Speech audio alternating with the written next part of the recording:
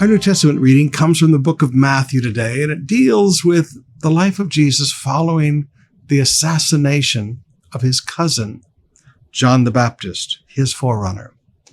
Now, I want you to notice, as soon as John is assassinated, look what it says in verse 13. As soon as Jesus heard the news, he left in a boat to a remote area to be alone. As soon as he heard the news. Jesus understood.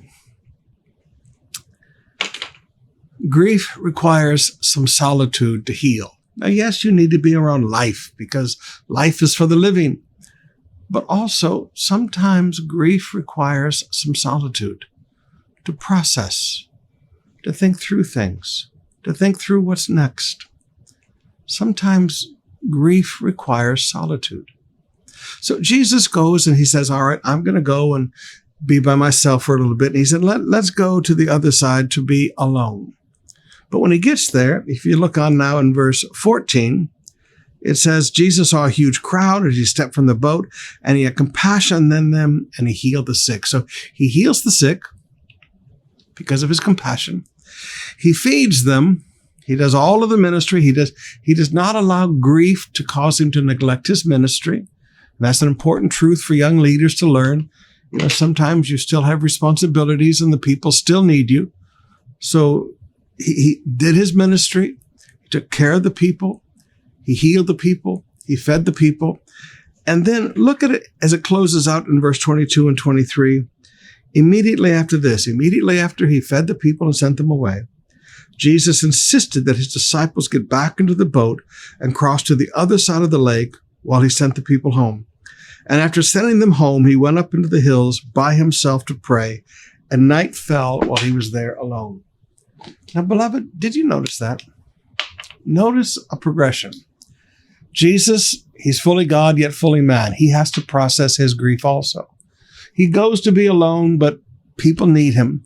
He doesn't get mad at the people and say, don't you understand? My cousin just died. Leave me alone. I need some space. He didn't do that. He said, I have a responsibility. He had compassion on the people. He didn't feel bitter toward the people. He didn't feel burdened toward the people. The people were never a burden to Jesus. He loved them. He ministered to them. He made sure that they were taken care of and they had food. He sent them away. But then after he'd finished his responsibilities, he still recognized, I can't just keep going. I still need some solitude. I came here for some solitude. I still need some solitude. I need to process this. I need to let my soul heal from this. Now, brothers and sisters, we've seen a lot of death in the last 2 years. And sometimes because there has been no solitude, some of you have not processed very well. You've been in crowded houses, work from home, school at home, everything at home, lockdowns. You don't understand. You still need to process. When you can, why don't you come away with Jesus to a quiet place and get some rest? Just go away for a few days. Find a quiet place to read your Bible, to think, to walk, to meditate, to process the death of your husband, your wife, your child, a parent, to process it. Okay? Now, how do I move on with my life from here? Grief requires solitude to heal.